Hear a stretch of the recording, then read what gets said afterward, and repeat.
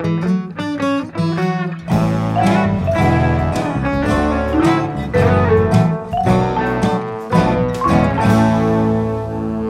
everyone, to another episode of Keep It Fictional, a book podcast for book lovers by book lovers from the Port Moody Public Library. I'm your host today, Emma, and I am joined by my book friends Al, Virginia, Corrine, and Sadie. Now, I must admit that I got some grief from my book friends about this week's episode theme. With Valentine's Day approaching, I thought, what better time of year to read something with a little love, a little romance? And then I thought, screw that. While I don't mind a romantic subplot in my reading, I especially don't mind a little queer romance. Traditional romance books just aren't really my style, and I feel like I speak for the group when I say that most of us present today aren't really much of romance readers. So instead Fire. of reading something, yeah.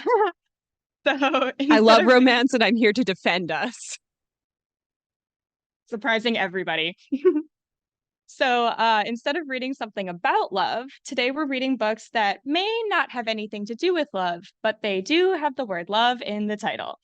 So I'm looking forward to seeing the unique interpretations of the theme that my book friends have brought to share with us today, and to seeing all the different ways that love can transpire in different books, hopefully some in ways more diverse than strictly romance. So without further ado, we'll begin with Sadie today. What book do you have for us? All right. Well, I don't know if mine falls strictly under the romance umbrella, but it's probably closer to that umbrella than what some of the other books are going to be. Yes, Corinne?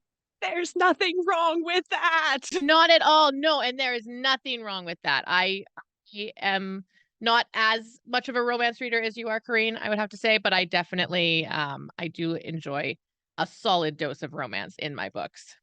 So to prepare for this episode, I spent some time looking at all of the books that I've already read on Goodreads and all of the books in my to be read category on Goodreads to find something that had that love word in the title. And to be honest, I thought there would be more.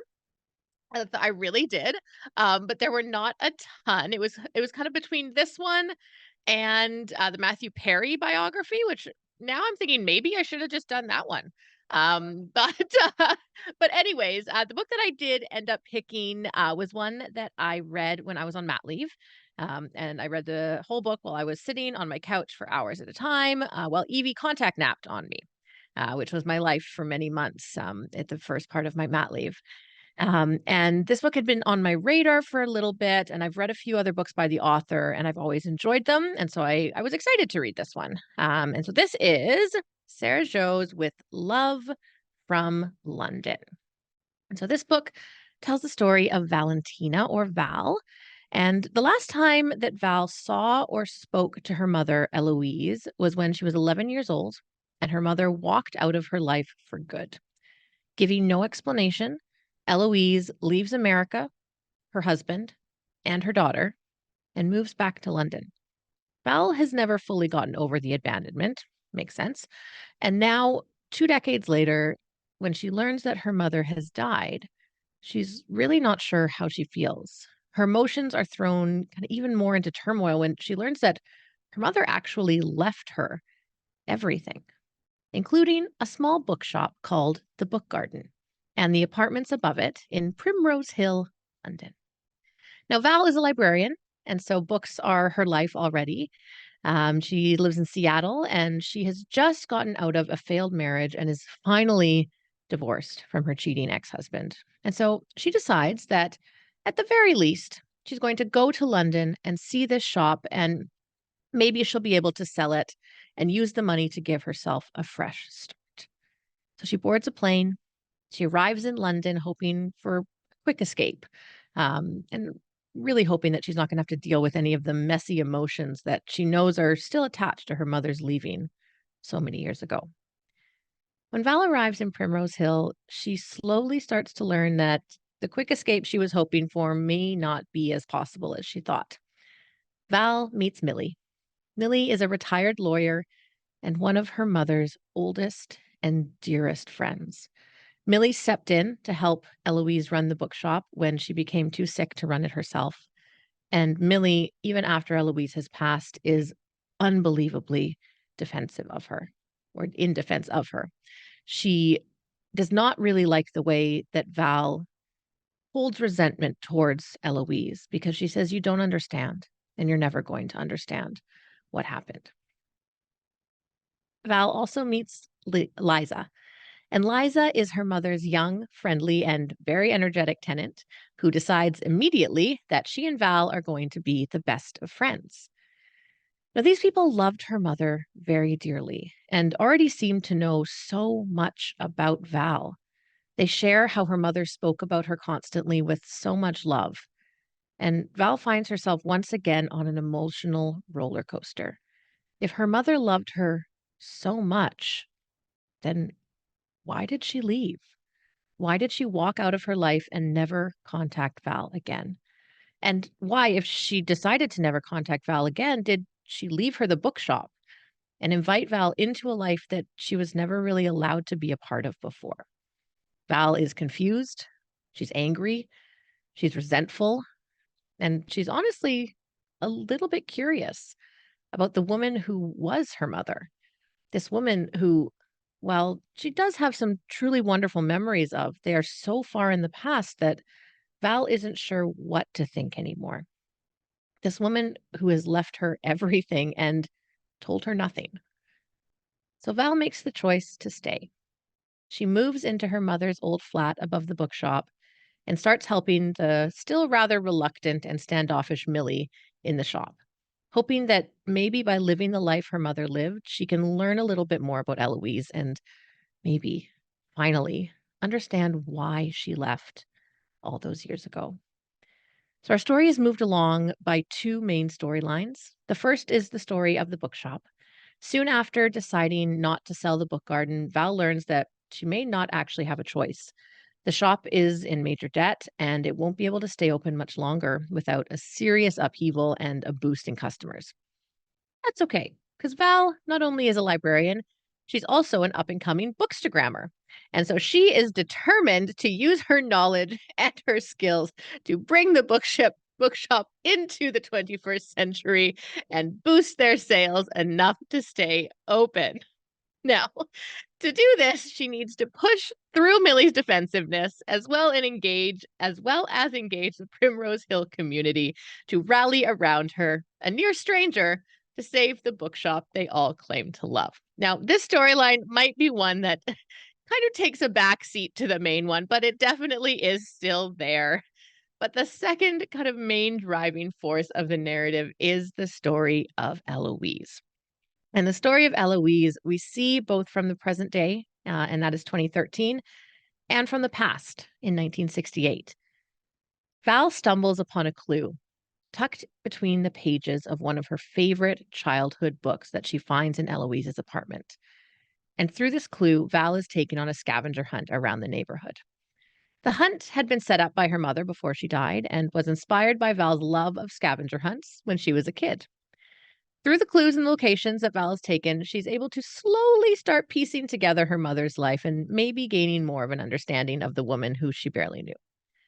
Now, back in 1968, we follow Eloise herself, who, along with Millie, is living in London as a young woman. Eloise works at Harrods as a sales assistant, but has dreams of one day opening a little bookshop of her own. We follow Eloise as she finds and loses love, meets Valentina's father, and moves to California with him. Slowly over the course of the book, we learn more about Eloise, more about her hopes, her desires, her sadnesses, her disappointments. We learn about the choices that she had to make and what eventually leads her to leave Val and never look back. This is a book about love. It's a book about loss, grief, resentment, and ultimately forgiveness. Now, as I said, I've read a few Sarah Jio books before and I've always really liked them, but I do have to say I found this one a little bit harder to get into the premise of it. The scavenger hunt aspect seems a little bit odd. I feel like Val could have learned things about her mother without being kind of sent on this elaborate hunt throughout the city. But you know what? I like a good scavenger hunt. I do. So I tried to commit to it. But it did make it so I wasn't fully invested in the story the whole time. However, the idea of inheriting a bookshop in London is one that I've definitely dreamt of. I'm sure others here have also dreamt of that. And so that definitely kind of worked to pull me in, and to keep me interested and keep me reading.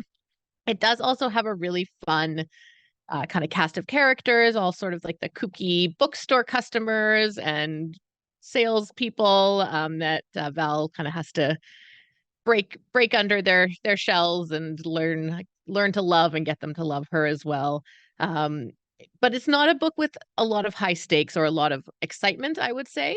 But it does definitely kind of keep the story moving, and the focus of it is on that connection and that relationship between Eloise and Val, and both of both of them kind of trying to figure out what's going on, and trying to kind of maintain that connection. Um, so yeah, so I'd say that if you are looking for something that's a bit more lighthearted, something about books, if you're somebody who loves to read about books in bookstores, and the power that books have, then I would say this is definitely a book for you. If you've read Sarah Jio in the past and you really do like her books, then I would say it's kind of a similar style and a similar format to what she has done in the past. So yeah, so that is With Love from London by Sarah Jio. Yes, Corinne, you have a question. No, it's so funny because I've read some of her books before, and as you were describing, I'm like, have I read this one? Have I read this one, or is it just kind of, and this is not a critique, the same plot as all of her other ones, except with an emotional closure scavenger hunt. But it's very like Kate Morton light. Yeah, I was gonna say I read most of the Sarah Jio ones I've read was kind of when I was in like my Kate Morton, Susanna Kearsley, like that kind of phase of reading, which is always the person from the present is trying to figure out the connection that they have to the person in the past, and you see the stories at two different kinds. And I've always really liked those kinds of books where you're seeing the story from two different time periods. And so that this definitely kind of had that. It is very reminiscent of Kate Morton, Kate Morton and Susanna Kearsley. But yeah, I think it missed the mark on a few things, in a way that some of her other books, and some of the Kate Morton stuff doesn't as much. But yeah. Awesome. Thank you for that, Sadie. I also like those stories that are kind of like a multi-generational perspective. So it sounds interesting. Don't know if the scavenger hunt's my thing, but it definitely sounds fun. I think we're going to do a pretty dramatic shift and jump over to Al and hear about Al's book, which, from what I've heard, is very, very different from what Sadie read. Yeah, it is definitely not like that. So yeah, we were supposed to pick a book with love in the title today, and I found a book with love in the title. I wanted to try and find something that wasn't a romance novel, not because I don't like romance novels, but because I wanted a challenge and because I've already read my romance book for the month. I'm in a queer romance book club online, and we try and read a queer romance every month. And so I've read my romance for the month. So what I found was Kill for Love by Laura Picklesimer, billed as a female-led American Psycho. One reviewer described it as American Psycho meets Legally Blonde. From that description, I'm sure you can tell there are going to be a lot of trigger warnings for this book. So I'm just going to say off the top, trigger warnings for fairly graphic murder, eating disorders, attempted and off-screen sexual assault, gore, and the murder of pets. Yeah, that bit specifically really got me, and it's not even like literally the book is just like she killed them because she could, and I was like, that's horrible. We didn't need more knowledge that this character was a bad person, but but yeah, that's just what I can remember off the top of my head. There's probably more trigger warnings for this book, but yeah, be prepared going in. So with that out of the way, what is Kill for Love? We followed Tiffany, a fifth-year sorority girl with DG, one of the prettiest and most popular girls on campus. She's also one of the cleverest, though she doesn't actually advertise this. Her grades don't show it either, since she doesn't really go to class and is more likely to pay someone to take her exams than take them herself. Tiffany dreams of LA burning down every night in the heat, always safe from it herself, but watching with morbid fascination as the city succumbs to the flames. Bored with the routine of her life in Sorority Row, spending all her time on shopping, makeovers, and counting calories, everything changes one night at a frat party when she kills the frat boy she went with. She hides the knife she used, cleans herself off, and goes back to her sorority house with nobody any the wiser, and sates her other hungers with a decadent meal of fried chicken. While she and many of the partygoers are questioned, the killing is eventually blamed on the local homeless population. The first taste of killing changes Tiffany, turns her into something different, a predator. She starts craving murder, seeing every chiseled male body on Frat Row as a possible victim. She manages to keep her impulses in check for a time, but soon starts to make plans for another kill. When she's thwarted in her plan to kill another frat boy that she's taken to a party, she ends up killing a rival sorority sister's boyfriend instead, taking said sister's prized diamond ring as a trophy, and leaving her asleep next to the corpse to take the blame. A second murder on Frat Row brings more scrutiny, however, and while Tiffany is again able to escape being suspected, partly due to her employing her late father's greasy lawyer to keep the police off her tail, Tiffany is still hungry for more. She decides to expand her hunting grounds to more of LA, geographically spreading out her murders. When another plan is thwarted due to her finding cameras in her proposed victim's room, Tiffany is distraught, and as she's trying to leave, she runs into Weston. Weston is rich, handsome, and immediately taken with Tiffany. When they kiss, Tiffany realizes it scratches much the same itch as her murders do, and she starts to believe that maybe her relationship with Weston will be able to keep her from killing more. But Weston isn't always around to quench her desires, and the murders begin to pile up again, some of them not even done by Tiffany. As her seemingly perfect relationship with Weston begins to show cracks, Tiffany gets even more desperate to fill the gaping void inside herself, and LA begins to descend to chaos around her as the haves grapple with the fact that they are not as removed from the dangers of the world around them as they thought. This was an interesting book. It's a quick read, at least. Fast paced and just over 200 pages, which unfortunately might be the best thing I can say for it. I have to say, I almost feel like I should have gone for the romance because, while the satire in this is interesting, it didn't quite hit for me. Kill for Love feels like it wants to critique a lot: diet culture, wellness culture, our cultural obsession with appearances and living Instagrammable lives, the privileged and the wealthy feeling removed from the rest of society and from the consequences of their actions. But it doesn't offer anything substantive to replace any of that, just shows it to be hollow, just like Tiffany.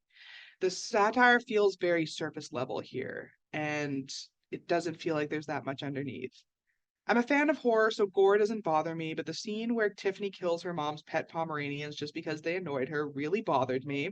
Maybe because I'm a pet parent to a rescue Pomeranian myself. Tiffany's internal ugliness and external plastic beauty are contrasted sharply, though at the end of the book, there's a brutal deconstruction of that barrier between the two in a way that I felt kind of worked. If you're looking for a sharp satire of modern culture with a protagonist you will dislike while at the same time finding it really hard to look away from, then maybe Kill for Love is for you. Again, though, all the trigger warnings, all of them. Awesome. Thank you, Al. I don't think I'll be reading that one, but hopefully at least some of our readers are interested in it. Horror does sound kind of fascinating, and I love a good satire, but that one might be a little bit too much for this audience.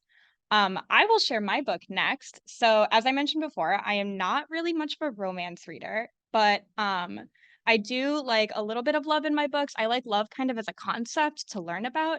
I like romantic tension between characters, but I do find books kind of in the traditional romance genre to be a little bit predictable and a little bit repetitive for my taste. I did read a lot more like young adult and new adult romance in my high school years, but as I've gotten older, I've gotten more interested in like character-driven stories and books about the human condition and the ways people think, which is kind of what drove me to pick my book for this week's episode.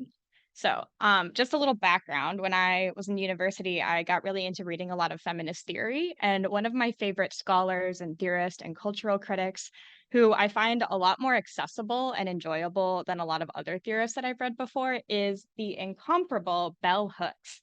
So for this week, I read her book, All About Love, New Visions, which is chapters on all the different types of love that you can encounter in your life. She talks about self-love. She talks about romantic love, obviously. She talks about spiritual love and communal love and learning how to love in childhood, all the different ways that people can learn to love in their lives. So this is All About Love by Bell Hooks. The book has been described as profound, provocative. There are affirmations about, as I said, all the different types of love and loving that people experience throughout their lives. And each chapter explores a different form of love.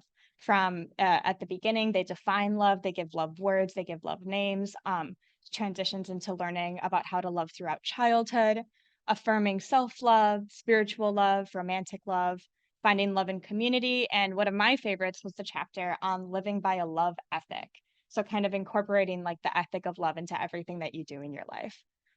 The book skewers our view of love as romance. Hooks's primary argument in the book is that love is more than just romance. It has so many different definitions to it. And this is the foremost understanding that people should come to in order to learn how to love well and how to love thoroughly in their lives. The book's description on the back cover summarizes it really well. It says, raising the cultural paradigm that the ideal love is infused with sex and desire, Hooks provides a new path to love that is sacred, redemptive, and healing for individuals and for a nation. The book is sort of a guidebook on learning how to love, but it's not heavy-handed in the self-help department like a lot of other books within the same genre tend to be.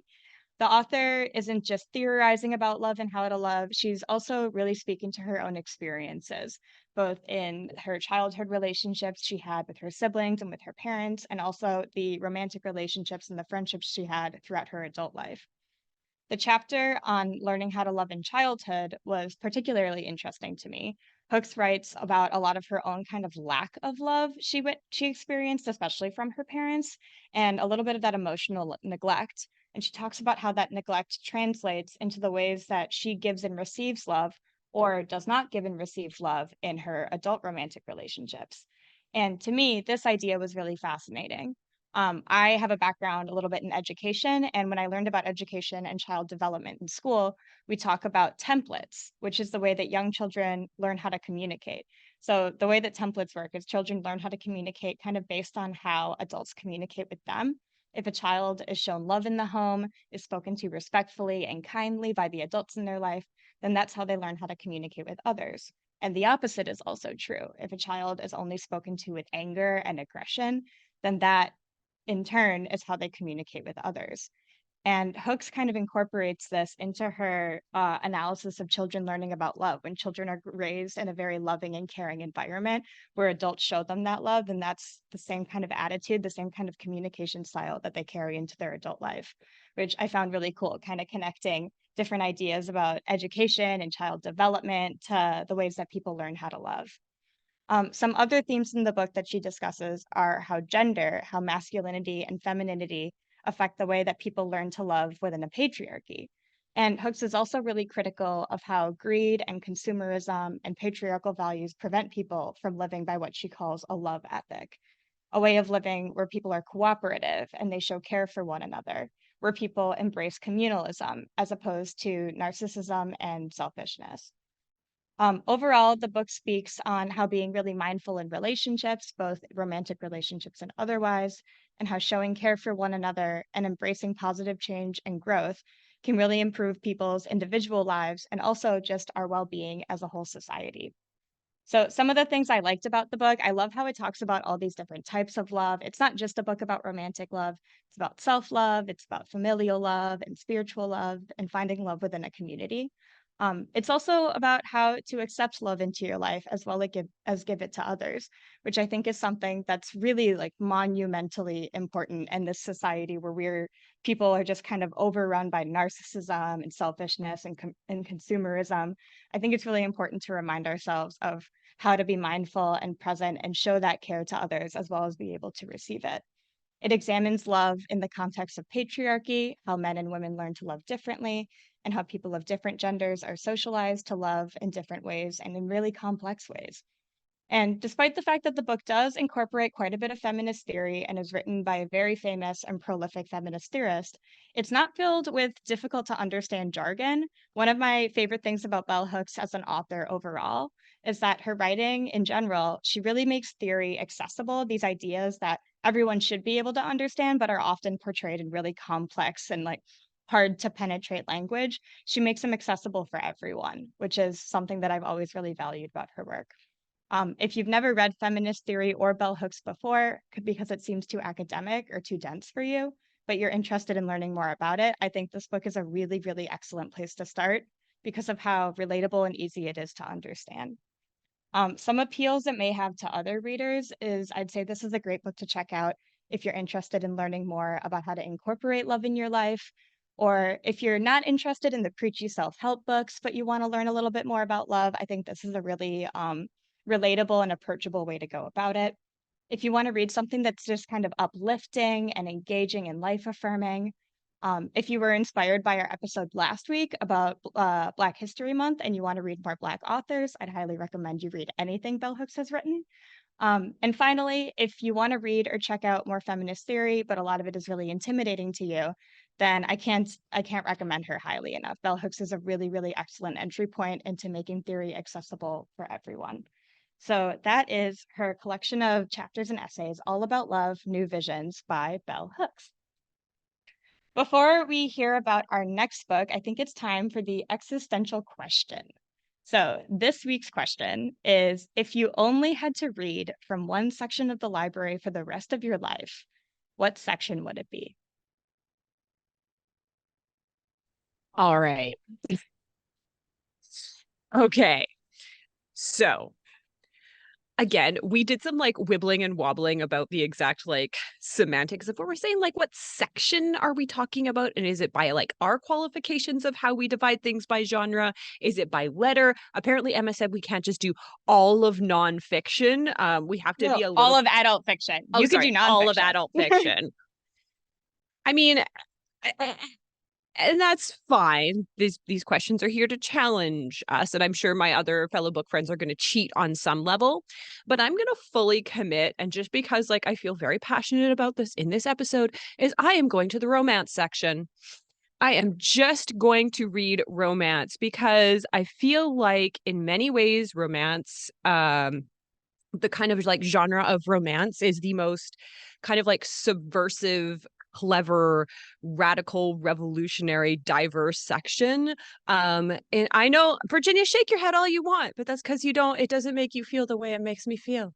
I feel like there's a little bit of everything that you want. There's like mysteries, there's going to be like science fiction fantasy, there's going to be humor, there's going to be family sagas. There's a little bit of everything that can fall under that romance umbrella. So I feel like if for whatever reason I'm trapped in a section of the library forever, if this is like my purgatory, that I'm not allowed to like read widely, then I will gladly accept my prison sentence and hang out in the romance genre for the rest of my eternal days. This one was not off limits, so I'm just going to say all of YA. Yeah. Yeah. You know, when I picked the question, I knew you were going to say that. It's similar to romance. If you pick all of YA, you get all of the genres that are mixed into it. You get the mystery, you get the romance, you get the sci-fi fantasy, you get the more realistic fiction. So I'm just, I'm sure no one is surprised by that answer, but yes, that is my choice. when we talked about the question before the episode started, Virginia accused me of, obviously I'm going to pick manga. And I've got one for you, Virginia. I'm not going to pick manga because if I was trapped in the manga section for the rest of my life, I would read it all within like the first couple of months and then I would have nothing to read because I read manga so fast, I blast through it. So There what will I'm always going to be pick. more. It's not like there's no more new, like you're not trapped in a snapshot of this library. I read manga so fast. So There what are I so chose, many out there. what I'm choosing And the series instead, never ends. some Just of read them One do. Piece, you'll be good forever. Okay, personal thing about Emma, I refuse to read One Piece. I'll never do it. I have my own personal vendetta against it. That's a whole topic for another podcast episode. But what I would choose for this question is I would choose sci-fi because manga, I would feel kind of trapped. I feel like I'd blast through all the content that I have available to me so fast and I would get bored of it. But with science fiction, it would take me a lot longer to read each individual book. I agree. I think the same thing applies to sci-fi as it does to romance. I think you can find all different types of sci-fi, different versions of sci-fi. And sci-fi kind of appeals to me in more of a broader sense. While with manga, like I like specific manga, but with sci-fi, like I could read almost any type of sci-fi. I like soft sci-fi. I like satirical sci-fi. I like sci-fi with a little sapphic romance in it. So that's what I would choose. I can't. I have so many questions. Go for it, Corinne. Manga is a format, not a genre. Ah. It's like YA. It's the same thing. You can read all kinds within manga. So I don't. Anyway. I'm just really excited for the One Piece episode that we're going to be having in like a month or two. It's gonna be awesome. The word I vendetta. claim 42. 42 is my volume. Don't take it.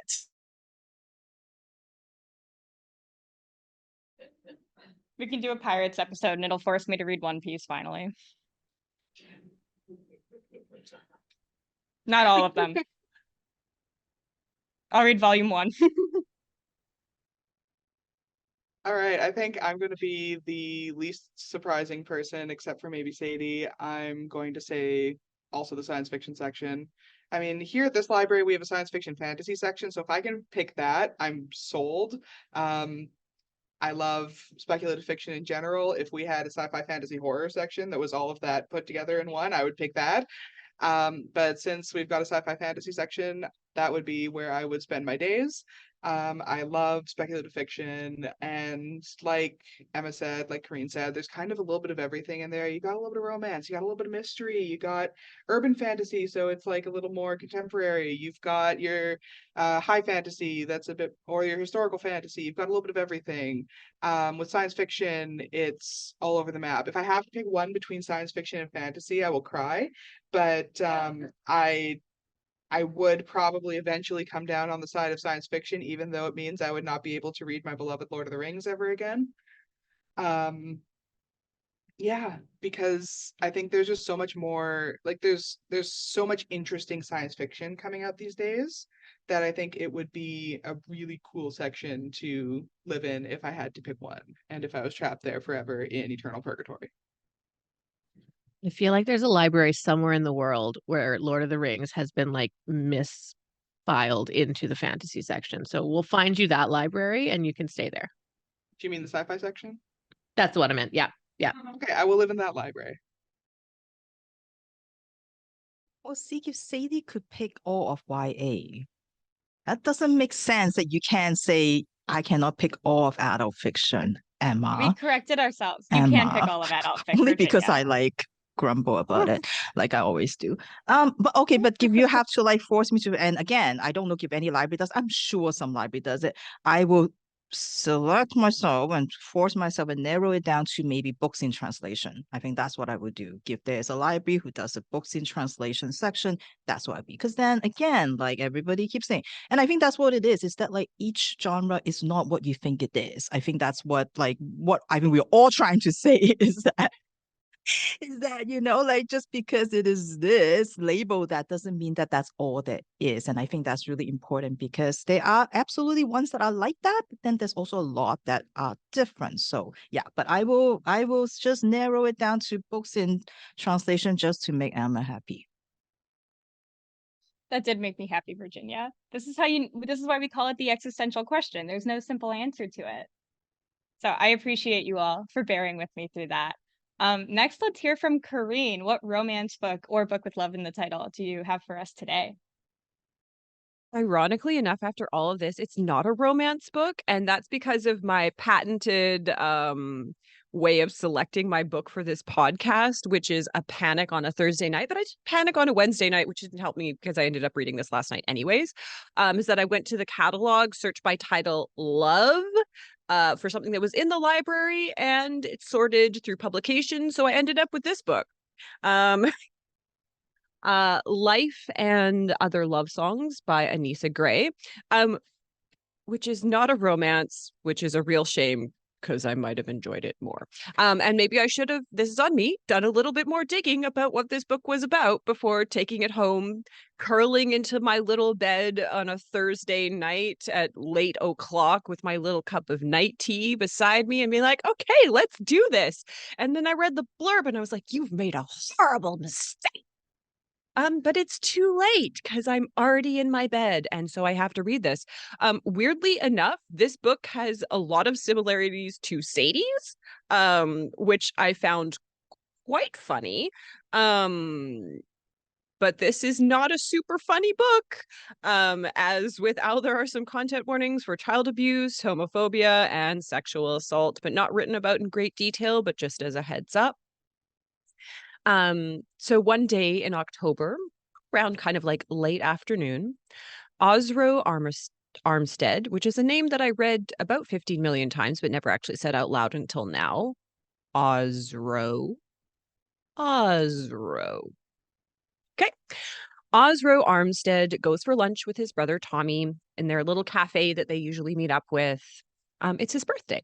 It's his 37th birthday, which is the same age that his father died at. And Osro is thankful that he made it this long. Because it's his birthday, he knows that his wife, Deborah, has a party waiting for him at home. And his young daughter, Trinity, will be there waiting at their home in the Detroit suburbs where they are the only Black family surrounded by white families. After lunch, he has more meetings, so he's left his jacket and his briefcase at the office. They have their usual lunch and talk a little bit about the past. Osro is thinking about his father, thinking about his upbringing. And at the end of a little bit of a tense lunch, the brothers part, they pay. Osro stands up, walks out of the diner, and is never seen again. No body is found. No letters or proof of life arrived to his family. He simply vanished into thin air. But that's impossible. That's not something that happens. But for his wife, Deborah, and his daughter, Trinity, that is their new reality. This book bounces between the past and the present, the before and the after of Osro's disappearance. We get the story from his point of view, from his wife, Deborah's point of view, and from their daughter. All of these stories mixing together. We learn more about Deborah, his wife, who, when she was young, was going to be a star. It's the height of Motown, and she is a singer with her two other band members, and they are going to make it big time. They have a new manager, Lloyd, who is pushing them to get a record deal, and she feels like it could happen. At a rent-raising party, which is a rad idea that I think we should bring back, she meets the quiet, shy Osro, who has newly arrived from Alabama in the South with his brother Tommy and his mother. Osro is different from the other boys that she knows. He's quiet, a little reserved, and careful.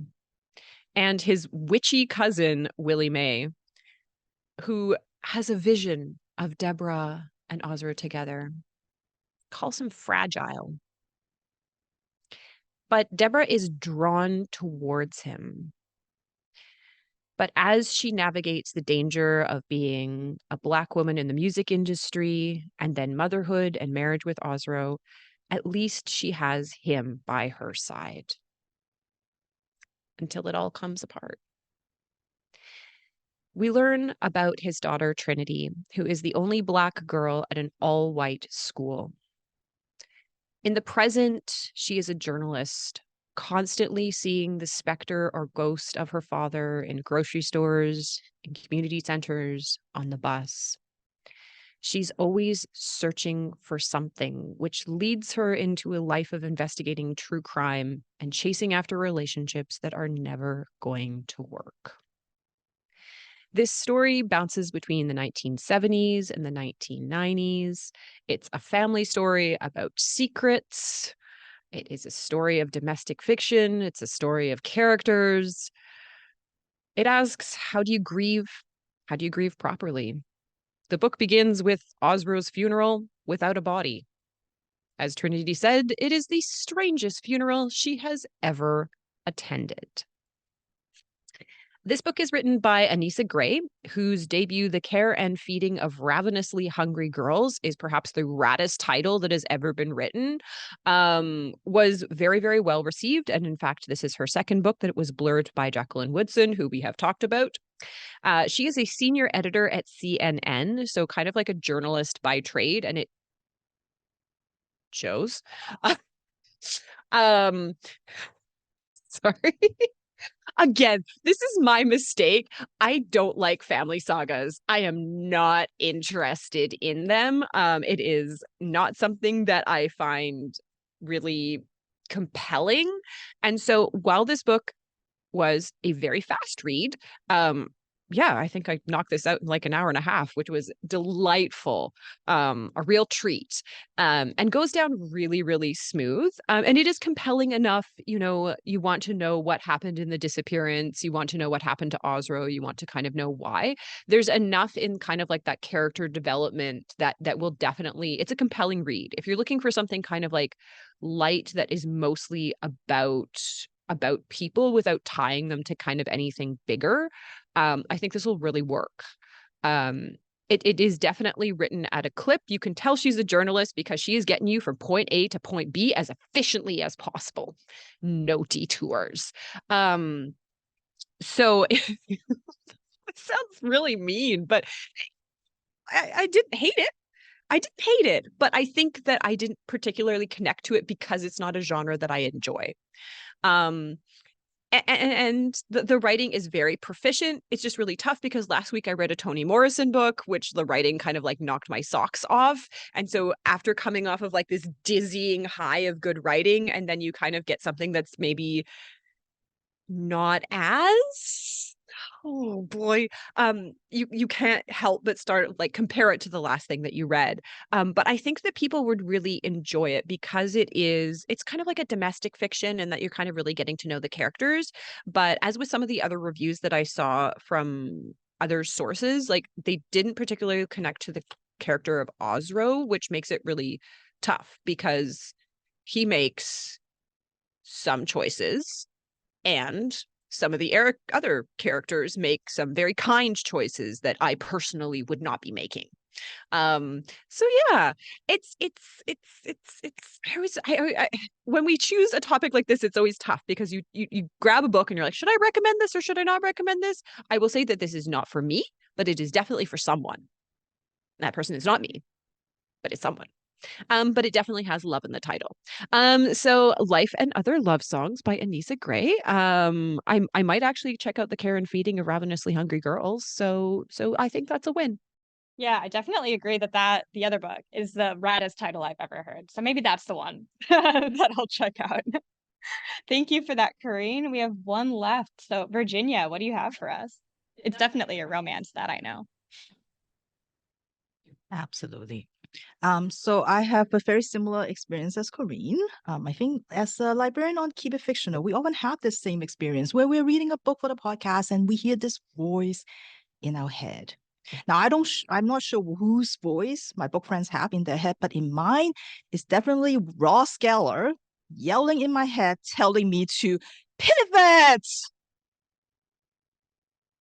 And most of the time, I know better and I will heed his advice because I don't have any trouble dropping a book in the middle of like a book because, life is too short.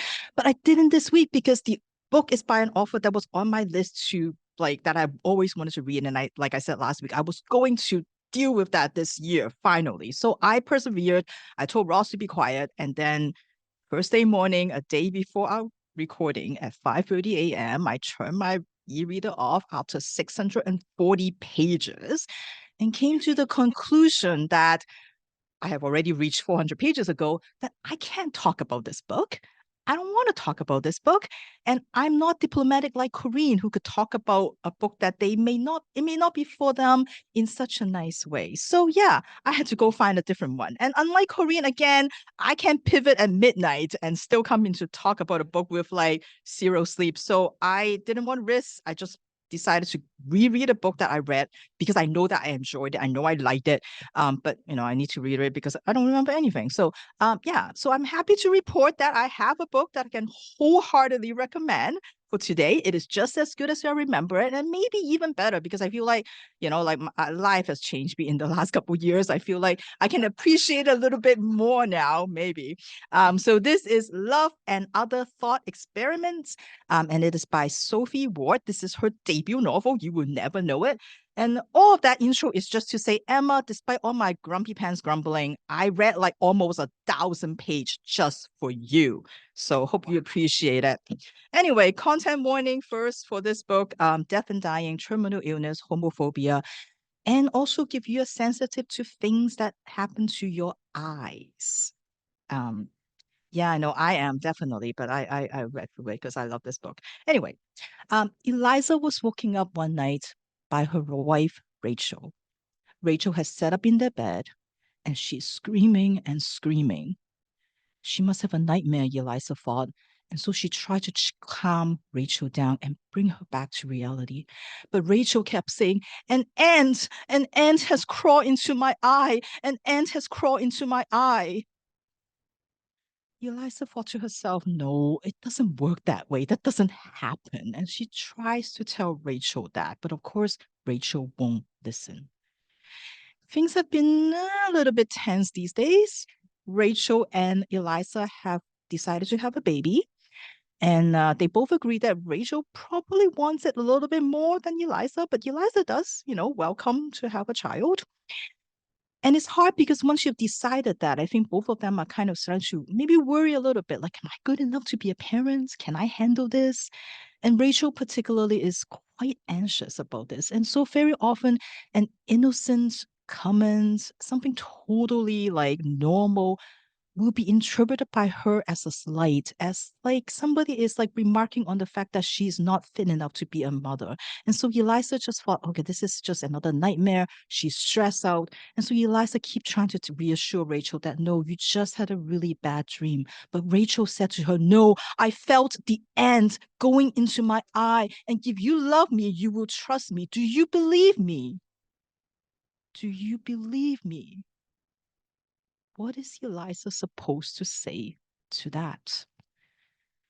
So the story unfolds in 10 chapters, in 10 interconnected episodes and stories, each featuring a different perspective. We hear from Rachel and Eliza, of course. We hear from Rachel's mother, Elizabeth, what happened when she decided to move to Brazil with Rachel's father. We hear from a boy who remembers a near-death experience when he almost drowned.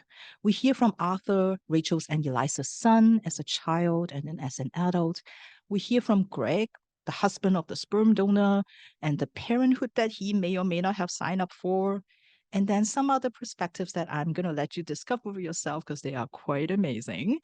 And each episode starts with, as the title suggested, a short paragraph of a thought experiment. And as the book describes, a thought experiment is a device of the imagination to use to investigate the nature of things. So the beginning chapter that I just described, for example, was introduced by the thought experiment of Pascal's wager. And what that is that he decided that it is a better bet to believe in the existence of God, because in that finite amount of life that we have on this earth, if we believe in God and maybe we, as a result, like be a better person, so to speak, whatever rules that you go by, then there is a possibility that there will be an infinite amount of happiness in our afterlife. But if you don't bet on that, if you don't believe in it, and you just do whatever you want, sure, you may enjoy a life of whatever, but then you might have the consequence of an infinite amount of suffering in the afterlife. So with a thought experiment, after they just a little page to explain it, and of course, you probably have like Wikipedia on the side to like learn more. With that in mind, we are plunged into that story, that episode. And if you think about how Eliza should answer Rachel's question, do you believe me? Well, what should she say? Should she agree to the existence of this ant, even though she doesn't think that is possible? And what happens if she say, no, I don't believe you, that still insists that this is not possible?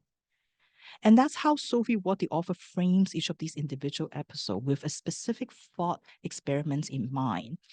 And it helps you kind of like provides a different way to think about the corresponding story. And you look at it in a different light, and it makes for a really thought-provoking read. And of course, like I said, the many rabbit holes that you will find yourself on Wikipedia as you want to learn more about these thought experiments.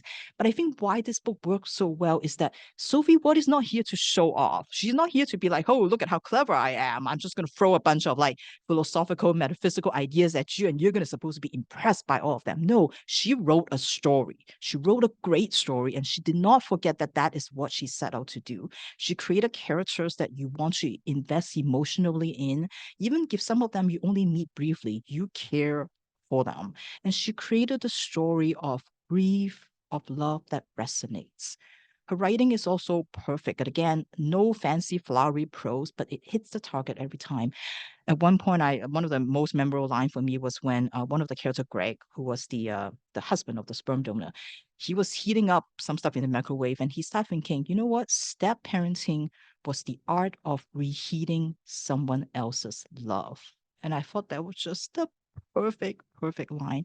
Anyway, this book, yes, maybe a little bit more experimental than others may like, but I think the story itself grounds the book so well that even if you don't feel like engaging with that philosophical side of things, I think you will still find a very moving story and that you can still enjoy it. But I love that it challenges us to think a little bit more deeply about like human existence, about reality, about your place in this wide world. And of course, there's also a little bit touch on like artificial intelligence and, what can a computer know? Can a computer know love? When it has all the words, it has all the language to describe it, but can a computer know love? And so I feel like it hits all the spots for me. Perfect book. I'm so glad I reread it, and thank you, Emma, I guess, for this. So again, this is Love and Other Thought Experiments by Sophie Ward. You're welcome, Virginia. Thank you so much for that book talk. That actually genuinely sounds like a book that I would really, really love. I love a thought experiment. I love a book that kind of dissects human existence, the human condition. So no offense to the other books people shared today, but that one is going on my list like immediately. So those are all the books that we have for you guys today. Thank you for listening. I'm Emma. Here are my book friends, and we will see you next week for our next episode.